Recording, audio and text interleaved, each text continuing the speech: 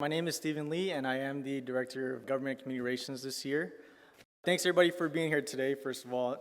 To my fellow board members and to my fellow Gators at large, I want to take a moment to talk about youth. At this moment in our lives, we're not yet captured by the mundane comings and goings of adulthood. We still have the energy and the courage to dream without the many things that temper a person's boldest desires for progress and unity. As students of a university in the city of progress, let's use this time we have to bolster our civic participation. Let's learn about and dabble in participating in our communities, more than just doing the bare minimum, because the idea of doing more doesn't yet fatigue us like it does for many adults. In a short while, we will join society and will make a difference in the organizations that we find ourselves a part of. But we cannot forget that we're all a part of a bigger project than our employers. I'm a little older, so I can say that it does get hard to be a good citizen when you're working a full-time job. It also gets hard to think of what policies would truly improve society as a whole when you find yourself a part of one group or another, or when a policy position might have an impact on your income. So I say, let's not let this special moment in our lives be wasted. Let's not allow the passion and energy to be wasted. Nor should we allow the special point of view of the student be just a fleeting memory. Because if the arc of the moral universe bends toward justice, doesn't it always seem that it bends towards the best ideas of the young people? Students have hardly ever been on the wrong side of history. From the anti-war protests at Kent State, Berkeley, and across the country in the 60s, to this very university, where we held the longest student strike in American history to demand ethnic studies, which leads to the Juneteenth celebrations today.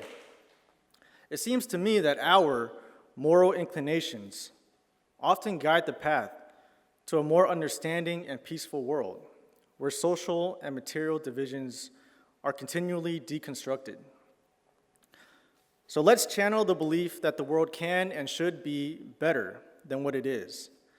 And let's organize ourselves in such a way as to not only understand the society that we will soon enter, but engage with the bodies and the policies that must be influenced to make the world better.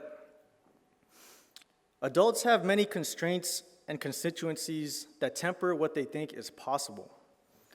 But who is advocating for today's youth who will live in tomorrow's world? Or tomorrow's youth who will live with the consequences of today's decisions?